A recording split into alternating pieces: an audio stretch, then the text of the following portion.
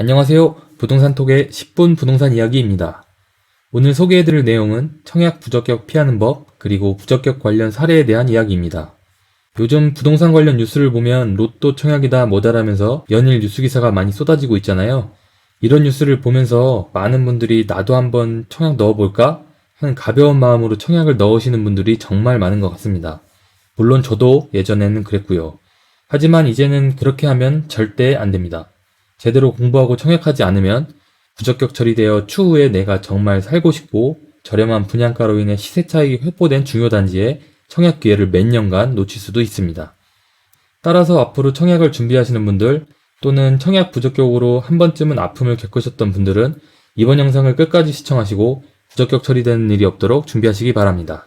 자, 그럼 이제 본격적으로 시작해 보겠습니다. 앞에서 간략하게 말씀드렸던 바와 같이 오늘은 청약 부적격 피하는 법에 대해서 주로 다루고 관련 사례 및 예시를 통해 부적격에 대해서 한번 알아보도록 하겠습니다. 먼저 청약 부적격 피하는 법에 대해서 알아보기 전에 얼마나 많은 사람들이 부적격으로 청약 당첨의 기회를 날리는지 알아보도록 하겠습니다. 지금 화면에 보이는 기사들은 포털 사이트에서 청약 부적격이라고 검색만 하면 수두룩하게 쏟아지는 기사들입니다. 제가 그 중에서 기사 몇 개만 가져와 봤는데요. 여기 제목을 보시면 단순 계산 실수, 부적격 당첨 해마다 증가, 청약 열풍에 부적격자 양산, 묻지마 청약 주의보, 입력 실수로 부적격 당첨된 1년간 청약 못해, 로또 청약 당첨되고도 부적격 눈물. 보시는 것처럼 최근 몇 년 들어 청약 열풍이 불면서 청약 제도를 제대로 이해하지 못해 부적격 처리되는 분들이 정말 많아졌다고 합니다. 지금 보시는 화면은 2021년 6월경에 나온 기사인데요. 한국부동산원에 따르면 최근 5년 동안 무주택 청약 당첨자 총 109만여 명 중 10.2%인 11만 2,500여 명이 부적격으로 당첨이 취소됐다고 합니다. 사실 이게 수치로 보면 많지 않다고 생각할 수도 있는데요.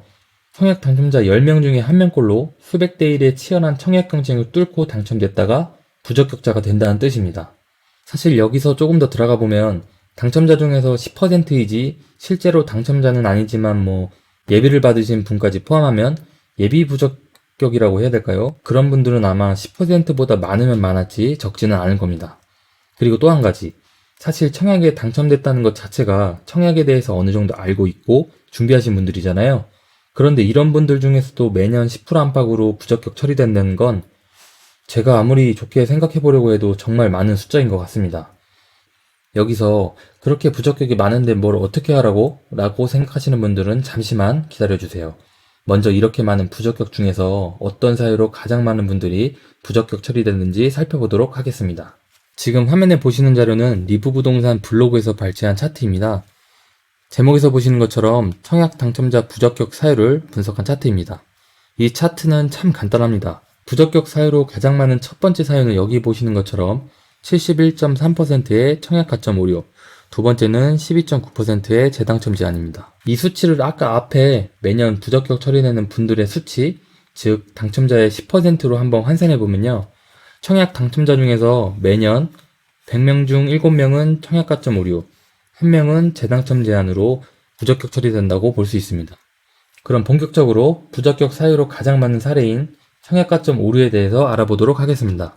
먼저 시청자분들 중에서 불인이 분들이 있을 수도 있으니까 청약 가점의 구성 요소를 간략하게 살펴보고 넘어가 보도록 하겠습니다. 지금 자료는 청약홈에서 발췌한 자료인데요. 보시는 것처럼 현재 청약제도에서는 가점 항목이 총 3가지로 구성되어 있습니다. 첫 번째는 무주택 기간, 두 번째는 부양가족 수, 세 번째는 입주자 저축 가입 기간입니다. 사실 여기서 세 번째인 입주자 저축 가입 기간 같은 경우는 청약할 때 자동으로 입력되니까 실수할 일이 전혀 없습니다. 그러니까 불인이 분들은 걱정할 필요 전혀 없고요. 첫 번째와 두 번째인 무주택 기간과 부양가족 수에 대해서만 제대로 숙지하고 계시면 됩니다. 그럼 본격적으로 무주택 기간 계산 방법에 대해서 살펴보고 계산 예시를 한번 보도록 하겠습니다. 지금 보시는 자료는 청약홈에서 제공하는 자료인데요. 사실 글은 이렇게 많이 써있지만 딱 지금 말씀드리는 부분만 숙지하고 계시면 실수할 일은 전혀 없습니다. 여기서 보시는 것처럼 첫 번째는 세대원 전원이 주택을 소유하고 있지 않은 경우 청약 신청자와 그 배우자를 기준으로 무주택 기간을 산정한다. 두 번째는 배우자의 혼인 이전 주택 소유 이력은 청약 신청자의 무주택 기간 산정에 영향을 미치지 않는다. 그리고 마지막으로 청약 신청자가 만 30세가 되는 날부터 계산한다. 하지만 만 30세가 되기 전에 최초로 혼인을 한 경우에는 혼인신고일로부터 무주택 기간을 계산한다입니다. 그럼 지금까지 말씀드린 세 가지 부분 잘 기억하시고 실제로 무주택 기간을 한번 계산해 보도록 하겠습니다.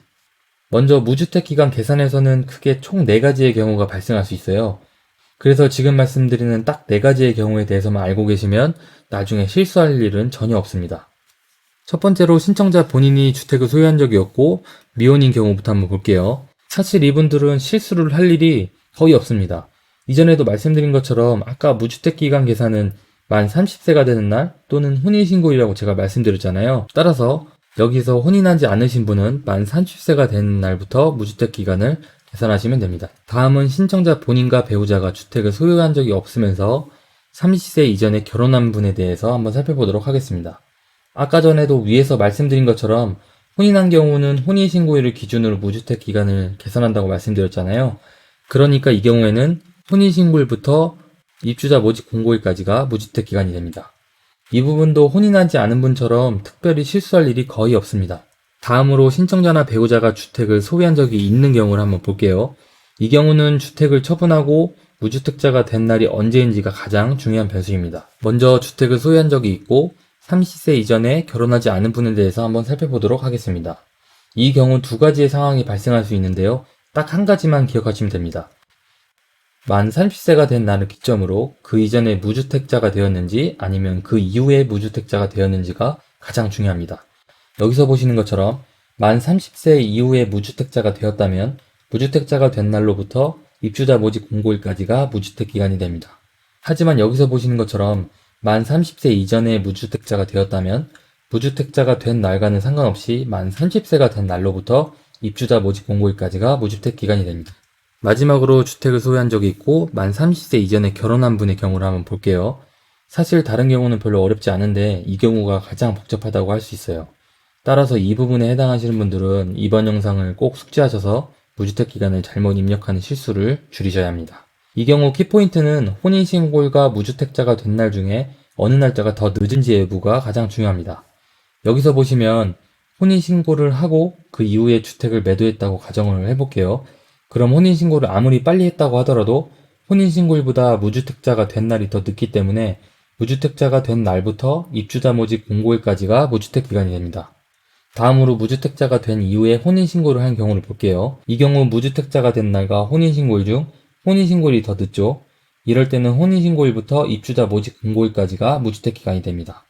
다시 한번 정리해드리면 이 경우에는 무주택자가 된 날 그리고 혼인신고일 중 더 늦은 날을 기점으로 무주택 기간을 계산하시면 됩니다. 지금까지 4가지의 경우를 말씀드렸는데요. 사실 이 4가지의 경우만 잘 숙지하고 계시면 무주택 기간에서 기간을 잘못 입력하는 불상사는 피하실 수 있습니다. 지금까지 무주택 기간 계산 예시를 알아봤으니 이제 무주택 기간 계산의 주요 사례를 한번 살펴보도록 하겠습니다. 첫 번째로 배우자가 혼인 전 주택을 소유하였다가 매도한 경우 무주택 기간은 어떻게 되나요?입니다. 아까도 말씀드렸지만 여기 보시는 것처럼 배우자의 혼인 이전 주택 소유 이력은 청약 신청자의 무주택 기간 산정에 영향을 미치지 않는다 라고 되어 있습니다. 다시 말해서 배우자가 결혼 전 주택을 몇 채를 보유했더라도 혼인 전이기 때문에 무주택 기간 계산에 고려되지 않는다는 뜻입니다. 결과적으로 혼인 전 주택을 소유한 경우이므로 무주택 산정 기간에 아무런 영향을 미치지 않고 혼인 신고일을 기준으로 무주택 기간을 계산하시면 됩니다. 두 번째로 주택을 소유하고 있는 형제 자매가 동거인으로 같은 세대인 경우 무주택 기간은 어떻게 되나요?입니다. 먼저 세대 구성 기준에 따르면 지금 보시는 바와 같이 형제와 자매 같은 경우에는 세대에 속한 자가 아니기 때문에 형제 자매의 주택 소유 여부는 무주택 기간에 아무런 영향이 없습니다. 세 번째로 분양권이나 입주권을 보유했다가 매도했는데 계약일과 대금 완납일 중 어떤 날을 기준으로 무주택 기간을 계산하나요?입니다. 일반 매매의 경우에는 등기 접수일이나 건축물 대장의 처리일 등과 같이 고려사항이 조금 있는데요.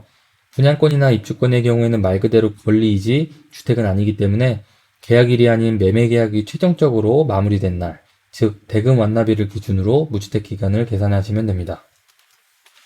네 번째로 만 30세 이전에 최초 혼인을 하고 그 이후에 이혼하고 재혼한 경우 무주택 기간은 어떻게 되나요?입니다. 이 경우는 조금 헷갈리실 수도 있는데요. 쉽게 생각해서 혼인이든 재혼이든 기혼 기간 동안 주택을 소유했는지 안 했는지를 기준으로 계산하시면 됩니다.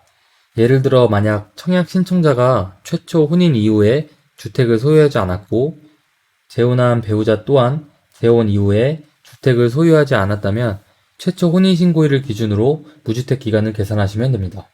자, 지금까지 여러 가지 상황을 예를 들어서 무주택 기간을 계산하는 방법을 말씀드렸는데요. 여기서 그래도 너무 많이 복잡한데 또는 내 상황은 방금 예시하는 전혀 다른 상황이라서 나는 어떻게 해야 되는지 모르겠는데 라고 하실 분들이 분명히 계실 겁니다. 그래서 제가 무주택 기간을 쉽게 계산할 수 있는 방법을 간략하게 소개해 드릴게요. 다들 아시는 청약홈의 기능 중 하나인데요. 의외로 청약홈의 여러 가지 기능을 사용해보지 않은 분들이 많아서 이 기능이 있는지 없는지 모르시는 분들도 꽤 있을 겁니다. 그럼 바로 알려드릴게요. 가장 먼저 청약홈에 접속합니다. 접속하는 방법을 모르시는 분들은 없을 거라고 생각하고 바로 넘어가겠습니다. 그 다음 좌측 메뉴에 보시면 모집 공고 단지 청약 연습에 마우스를 올리시면 추가 메뉴가 나오는데요. 여기서 청약 가점 계산기를 클릭합니다. 여기서 상세 보기를 클릭하시고 밑으로 쭉 내리시면 지금 화면에 보시는 것처럼 무주택 기간 등 계산하기 버튼이 보일 겁니다. 이 버튼을 누르면 이런 화면이 나오는데요. 여기에 보시면 입주자 모집 공고일, 생년월일, 혼인 여부, 혼인신고일, 주택 소유 여부, 무주택자가 된 날을 입력하면 무주택 기간이 자동으로 계산됩니다. 청약을 준비하시는 분이라면 방금 말씀드린 청약 가점 계산기를 꼭 사용해 보시길 바라겠습니다. 이게 무주택 기간 계산이 날짜를 계산하는 거라 손으로 계산하시면 실수하기에 딱 좋습니다. 그러니까 청약홈 즐겨찾기 해두시고 항상 가점 계산기를 사용해서 청약하는 습관을 들이시면 실수할 일이 전혀 없을 겁니다. 자, 오늘 영상은 여기까지고요. 오늘 말씀드리지 못한 청약 가점 오류 중 두 번째로 많이 실수하시는 부양가족 계산에 대해서는 바로 다음 영상으로 만나 뵙도록 하겠습니다. 영상이 유익했다면 좋아요, 구독, 알림 설정 부탁드립니다. 지금 함께 하시는 모든 시청자분들의 성투를 기원합니다. 다음 영상에서 뵙겠습니다.